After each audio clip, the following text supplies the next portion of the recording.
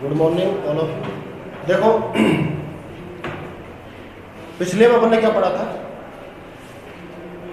पशु संपदा पढ़ा था। पशु संपदा में अपन ने उनके महत्व पढ़े थे, क्षेत्र पढ़े थे, कमी के कारण पढ़े थे। और अब जो पढ़ेंगे अपन को पढ़ेंगे क्या पढ़ेंगे? तो देखो वनों की अपन बात करें,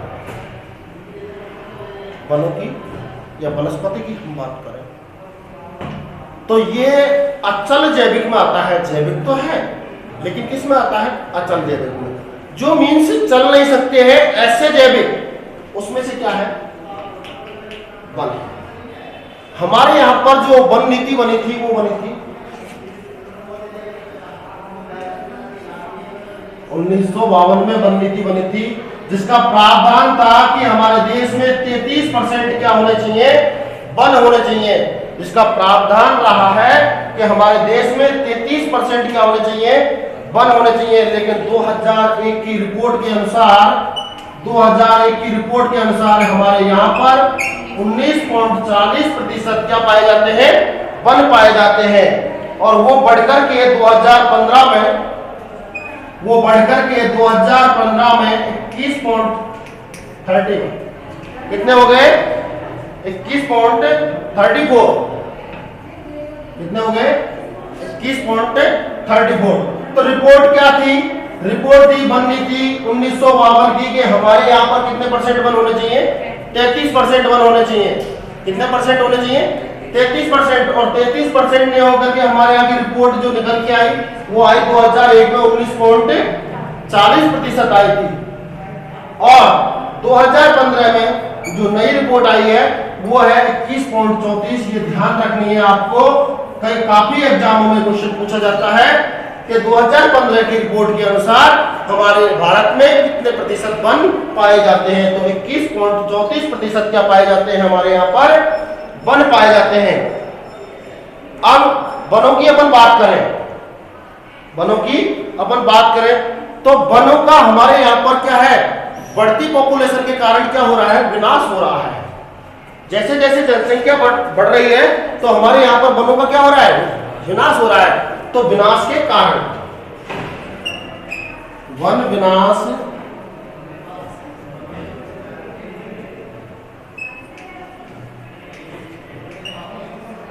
के कारण, पहला कारण है, पहला जो कारण है वो क्या है? कृषि में भूमि की निरंतर वृद्धि।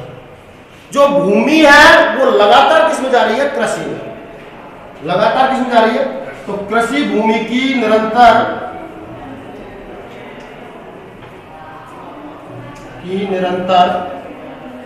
वृद्धि। निरंतर क्या हो रही है? वृद्धि हो रही है। तो भाई पॉपुलेशन बढ़ रही है तो लोगों के लिए क्या चाहिए? खेती करने के लिए जमीन चाहिए। तो वो वनस्पति को काट काट करके क्या बनाते जा रहे हैं? कृषि योग्य भूमि बना रहे हैं। और जब कृषि योग्य भूमि बन रही है तो वनों का क्या हो रहा है? उससे विनाश हो रहा है। पहला भाई वनों का विनाश कैसे हुआ? कि वो जो भूमि है उसको कैसी बना रहे हैं? कृषि योग्य बना रहे हैं। और कृषि योग्य जब बनाएंगे, आपने स्थानांतरित कृषि विश्व में पढ़ा होगा कि वनों को जला देते, तो उनको काट करके जब भी तो खेत बनाएंगे। खेत बनाएंगे तो वनों का क्या होगा? विनाश होगा। वनों का क्या होगा? विनाश होगा। दूसरा है तीव्र औद्योगिकरण व नगरीकरण। तीव्र औद्योगिकरण व नगरीकरण। तेजी के साथ में उद्योग धंधे बढ़ रहे हैं। जैसे पॉपुलेशन वैसे ही क्या बढ़ेंगे? उद्योग धंधे बढ़ेंगे। और तेजी के साथ जब उद्योग धंधे बढ़ रहे हैं और नगरीय क्षेत्र बढ़ रहे हैं तो वनों का विनाश होना स्वाभाविक है। क्योंकि उद्योग धंधे व नगरों के लिए सड़क मार्ग, रेल मार्ग आदि बनाने के लिए क्या है? जगह चाहिए। और स्पेस में क्या है? उन वनों को क्या किया जाएगा? काटा जाएगा। और उन वनों को जब काट रहे हैं तो उनसे क्या स्थिति रहेगी? वनों की क्या आएगी? कमी आएगी। तो विनाश हो रहा है या नहीं हो रहा है? तो वन विनाश का ये भी दूसरा कारण है। तीसरा है अनियंत्रित चराई। क्या है? अनियंत्रित चराई। अनियंत्रित चराई मीन से पशुओं को क्या है खुला छोड़ देते हैं। जो छोटी जो वनस्पति होती है उनको क्या कर लेते हैं, वो काट देते हैं और खा जाते हैं उनको। तो इससे क्या होता है, जो छोटी वनस्पति है वो क्या है, वो नहीं हो पाती है, जिसके कारण भी वनों की क्या आ रही है, कमी आ रही है, जिसके कारण भी वनों की क्या आ रही है, कमी आ रही है। उसके बाद स्थानांतरित कृषि, उसके बाद क्या है, स्थानांतरित कृषि। अब स्थानांतरित कृषि के कारण भी वन क्या होते हैं, कम होते हैं।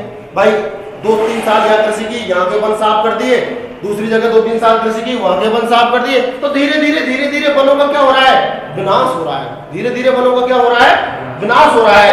और अपन बात करें अन्य कारण में, और भी कारण है जिनसे क्या हो रहा है कि वनों का क्या हो रहा है, विनाश हो रहा है। जैसे बहुउद्देशीय परियोजना वगैरह है, इनके कारण भी क्या हो रहा है, वन विनाश हो रहा है। ठीक है।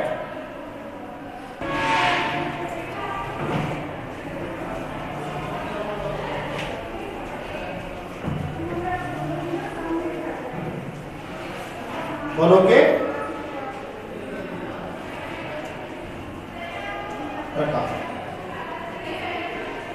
पहला है उष्णकटिबंधीय, उष्णकटिबंधीय सदाबहार।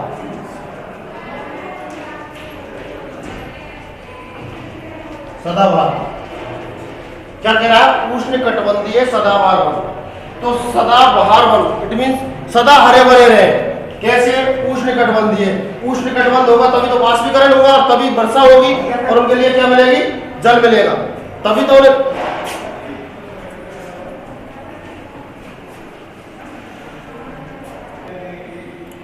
तो उष्णकटिबंधीय सदाबहार, तो टेम्परेचर 28 डिग्री सेल्सियस। सदाबहार किस पे आश्रित रहेंगे, वर्षा पे, वर्षा 200 सेंटीमीटर, कितने सेंटीमीटर, ऐसे क्षेत्र जहां पर टेम्परेचर अधिक है और वर्षा भी अधिक है उन्हें क्या कहते हैं, उष्णकटिबंधीय सदाबहार वन। क्या कहते हैं, उष्णकटिबंधीय सदाबहार वन। अब ये उष्णकटिबंधीय जो सदाबहार वन है, उष्णकटिबंधीय सदाबहार जो वन है, ये वन मुख्य रूप से आपने देखो, एक तो जो पूर्वी स्थिति है किसकी, राज्यों की, वहां वर्षा ज्यादा होती है, तो उनमें असम वगैरह, मेघालय, शिलोंग, ये सब क्षेत्रों में क्या है, उष्णकटिबंधीय सदाबहार। उसके बाद अपने जो तटवर्ती क्षेत्र है, भारत के ये तटवर्ती क्षेत्र है, ये पार्ट, इनमें कैसे, उष्णकटिबंधीय सदाबहार। ये द्वीप समूह है, अंडमान निकोबार, इसमें कैसे वन पाए जाते हैं, सदाबहार। क्षेत्र पता लग गया आपको, कहाँ पाए जाते हैं, ये पता लग गया उष्णकटिबंधीय वन कैसे होते हैं। ये वन जो होते हैं, ये जो पेड़ होते हैं इनके, ये 40 से 60 फीट तक की क्या होती है, लंबाई होती है ना। तो ऊंचे भी होते हैं ये वन, हरे भरे भी रहते हैं, जिनको वर्षा 200 सेंटीमीटर तक चाहिए, और टेम्परेचर कितना, 28 डिग्री सेल्सियस। टेम्परेचर कितना, 28 डिग्री सेल्सियस। क्षेत्र बताया अपन ने, ये अपने पूर्वी जो क्षेत्र है इनमें, तटवर्ती जो क्षेत्र है इनमें, ये पूर्वी घाट और ये पश्चिमी घाट पर, और इधर ये अंडमान निकोबार में ये वन पाए जाते हैं। दूसरे की अपन बात करें तो कौन सा है, मानसूनी पतझड़ वन। कौन सा, मानसूनी पतझड़ वन।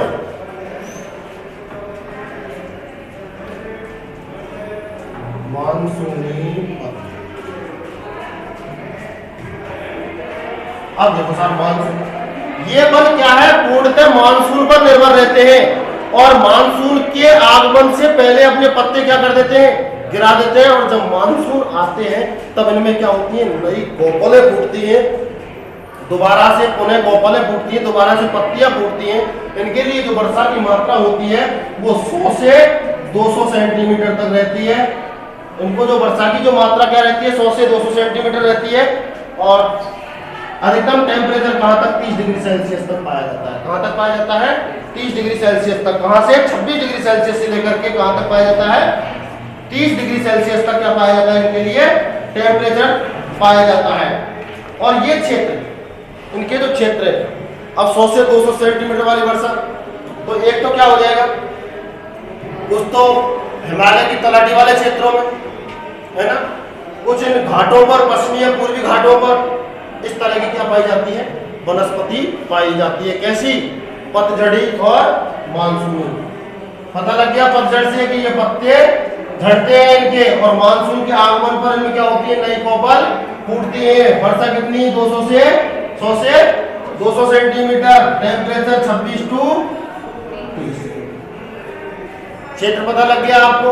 हिमालय के जो आपके अरुणाचल वगैरह के जो तलहटी वाले जो क्षेत्र है, वो पूर्वी पश्चिमी घाट, ये सब क्षेत्र किसमें आ जाएंगे? इसके अंतर्गत आ जाएंगे। किसके अंतर्गत आ जाएंगे? इसके अंतर्गत आ जाएंगे। नेक्स्ट अपन बात करते हैं किसकी? उष्णकटिबंधीय वन। कौन से? उष्णकटिबंधीय वन। अब उष्णकटिबंध में वर्षा की मात्रा क्या रहती है? 50 से 100 सेंटीमीटर। उष्णकटिबंधीय जो क्षेत्र है उनमें वर्षा की जो मात्रा रहती है वो कितनी रहती है? 50 से 100 सेंटीमीटर। और टेम्परेचर 20 से 35। टेम्परेचर, तापमान 20 से 35।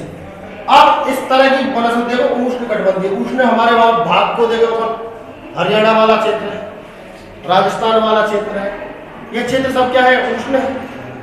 या वर्षा की मात्रा भी इतनी रहती है 50 से 100 सेंटीमीटर, टेम्परेचर 20 से 35 डिग्री सेल्सियस रहता है। ऐसे क्षेत्रों में ये वनस्पति पाई जाती है। इससे आगे पहुंचते हैं अपन मरुस्थली वन क्षेत्र। तो मरुस्थल आपने कहा हरियाणा और राजस्थान और गुजरात का कुछ भाग इनमें पाई जाएगी। आपको तुरंत मरुस्थल से ध्यान रखना है, मरुस्थल कहां पाए जाते हैं, और इनमें जो वर्षा की मात्रा रहती है वो क्या रहती है? 50 से कम। 50 से कम। टेम्परेचर 25 से 35 डिग्री सेल्सियस। टेम्परेचर कितना रहता है?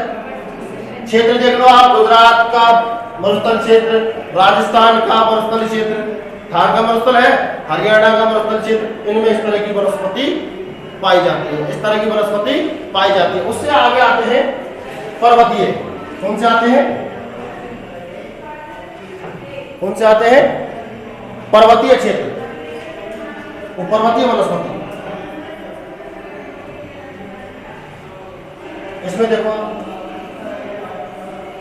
जो पर्वतीय वनस्पति है, कौन सी? पर्वतीय वनस्पति, ये कहां पाई जाती है?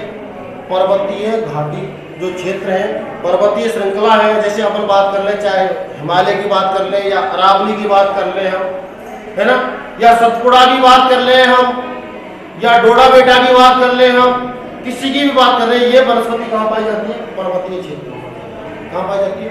पर्वत जो है उन पर ये वनस्पति पाई जाती है। इसलिए इसे क्या नाम दिया है? पर्वतीय वनस्पति। क्या नाम दिया है इसे?